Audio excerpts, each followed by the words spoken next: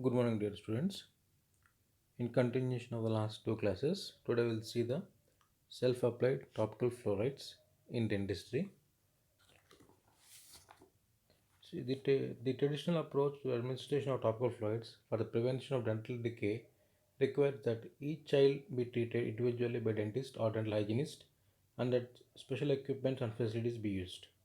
Although professionally applied topical fluoride are well adapted for use in private practice, the method has disadvantage for public health programs in which preventive benefits are sought for many children. The increasing shortage of professional dental manpower and related high cost of treatments are the shortcomings of a professionally administered technique as a public health measure. In the search for methods to overcome these drawbacks, several investigations have evaluated various self-administered procedures for the application of topical fluorides. It is becoming increasingly clear that controlled dental care rests largely in the personal style of individual and that the sensible use of fluoride at home is an important part of this behavior. Self-applied topical fluoride systems presently include fluoride dentifrices, gels and rinses. All of the systems are intended for daily use and contain generally comparable amount of fluoride. Depending on the manner of usage, these preparations expose dentition to about zero point 0.5 to 3.4 milligram fluoride each time they are used. So these are the self-applied topical fluorides, dentifrices, mouth rinses, fluoride gels. So self-applied topical fluorides, they are the products are usually brought and dispensed by individual patient, but the recommendation of dental professional. These fluoride products are of low concentration ranging from 200 to 1000 ppm or 0.2 to 1.0 milligram fluoride per ml. These alpha-applied topical fluorides are dentifrices, gels, and mouth rinses. So the first clinical trial of a fluoride dentifrice was initiated by BB 1942. In 1945, Muller reported a clinical trial that tests trans fluoride in a paste with a new calcium pyrophosphate abrasive system. In 1955, the trans fluoride dentifrice became the first dentifrice recognized by the Food and Drug Administration as an effective tooth decay preventive product, which was later adopted by American Dental Association. So dentifrice is nothing but normal toothpaste what we use daily. It's a mixture of abrasive or polishing agents, detergent, binders, flavoring agent, and substances necessary to facilitate their preparation. So therapeutic paste dentifrices contains addition of one or more compounds intended for reduction of dental diseases. Exact formulation depends on manufacturer, but basic compounds remain the same. So fluoride dentifrices play a significant role in case prevention since it requires active participation by the patient to have any effect. It has been demonstrated that the subject who brush twice a day or more with 1000 ppm or 1500 ppm or 2005 ppm fluoride dentifrice has significantly reduced caries prevalence. So fluoride compounds in dentifrice. So normally sodium fluoride, stannous fluoride, monofluorophosphate, amine fluoride dentifrice. So functions, it is cosmetic and therapeutic. So therapeutic functions, physico-mechanical functions, removes fermentable materials, disrupts delicate balance of environmental conditions necessary for acid formation, prevents formation of thicker and more kerogenic plaque. So chemical function based on anticaries mechanism of fluorides.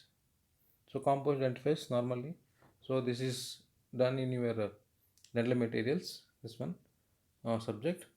So composition of dentifrices. It is an 4 marks question. Sodium fluoride or sodium monofluorophosphate. The action is cholestatic effect. Sorbitol or glycerin, humectants.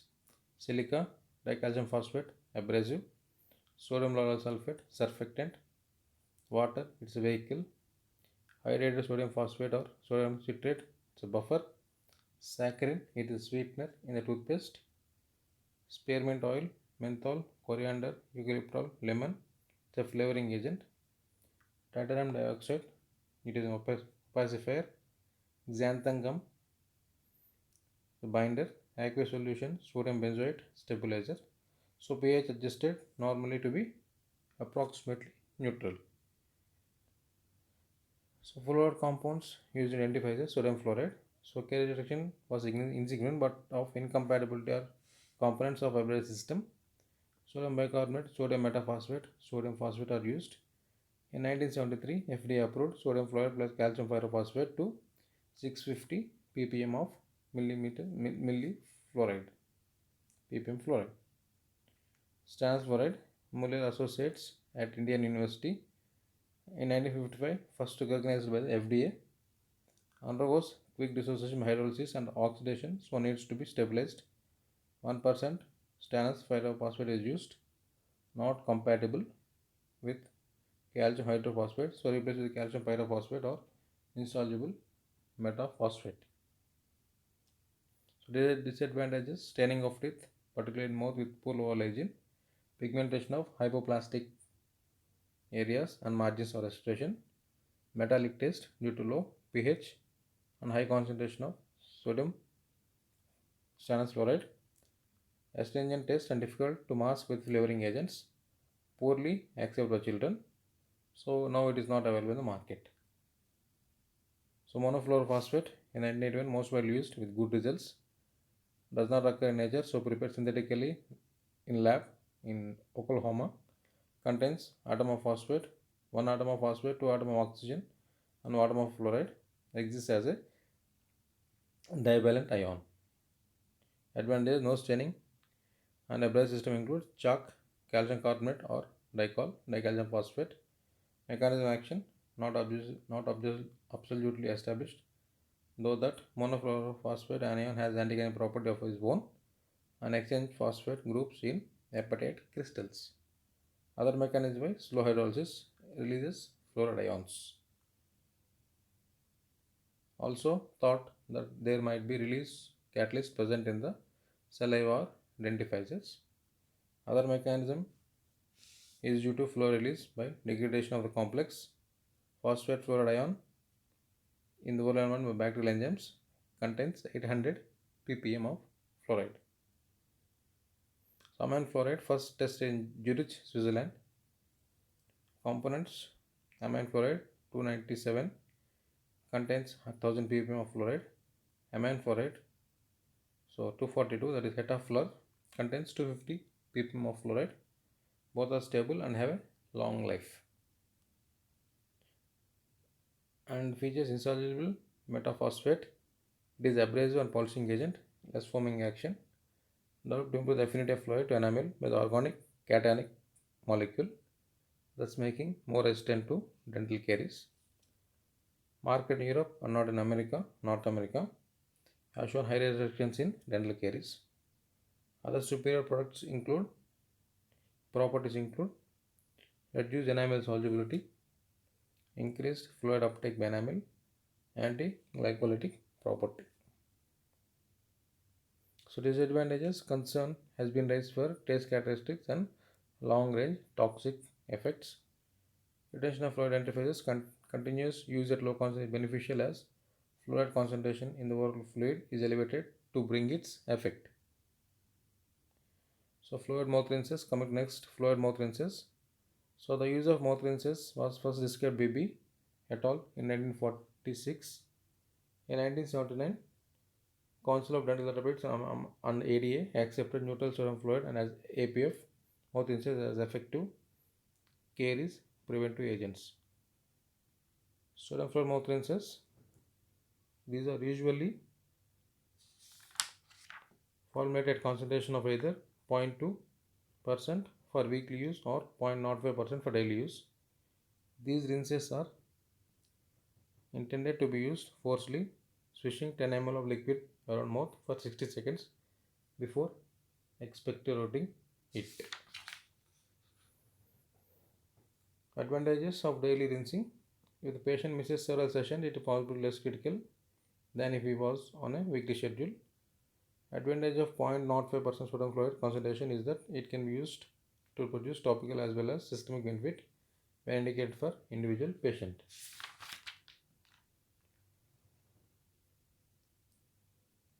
Fluoride gels. The use of fluoride mouth rinse was first described by BB in 1946. Okay, sorry. So fluoride gels. So fluoride gels products include neutrum sodium fluoride and acidulated phosphate fluoride with fluoride concentration of 5000 ppm and stannous fluoride with ppm with 1000 ppm. The stannous fluoride products, usually called gels, but actually are glycerin based solutions. The gels are applied either by brushing or in trays. Professionally applied fluoride given twice a year, while self-applied can be once a day or more.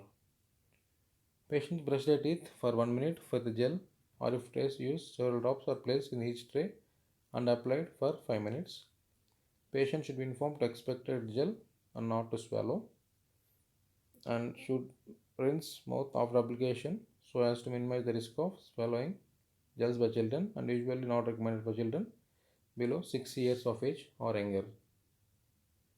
So limitation of fluoride gels. They violate the principle of delivering low concentration of fluoride at regular intervals. High concentration of fluoride deposit calcium fluoride on teeth rather than forming hydroxyapatite. They present a toxicity hazard as relatively large amounts of fluoride are given in uncontrolled manner to people of varying intelligence. They are tedious to use on daily basis over a long period of time. However, they may be a value when prescribed professionally for use at home, especially for high risk subjects and mentally challenged children. So, disadvantages in topical fluorides: slow release fluoride devices. So, fluoride releasing devices are those which release a predetermined quantity of fluoride inside the mouth over a long period when attached to the tooth surfaces. It consists of a rate controlling membrane inside which a central depot of fluoride containing paste with copolymer matrix is embedded. The release of fluoride ions into oral cavity regulated by the matrix core of the copolymer membrane. These devices release 0.02 to zero point 0.2 ppm of fluoride for a period of 3 to 4 months. So types: copolymer membrane made in USA on glass bed in UK, that is mixture of sodium fluoride and hydroxyapatite. So this is the membrane, copolymer membrane, in which we will keep the fluoride containing copolymer matrix is kept. So the first figure, original glass device attached to buccal surface of the first molar, upper right permanent molar. Second figure, kidney shaped device bonded to the upper permanent molar, where they are the slow dividing fluoride membrane, where so the fluoride will continuously release slowly over a period of time. So the latest version of fluoride glass slow release device and plastic retention bracket. So latest glass device and bracket attached to upper first molar permanent molar tooth. So to conclude the topical fluorides, so the role of fluoride in preventive dentistry is very important as it has a long history of effective decline in caries occurrence when used wisely either systemically or topically. So topical fluorides normally apply on tooth structure where the patient can be done at home, that is self-applied, or if it is done by professional, that is called professionally applied, where we have stannous fluoride, sodium fluoride, other dentifrices and all. Dentifrices normally will be done by the patient at home. So whatever the application, whether self-applied or professional applied, the main outcome should be the reduction in the anti-aging property. So the patient should be free of caries or the incidence of caries is reduced or totally stopped. Thank you.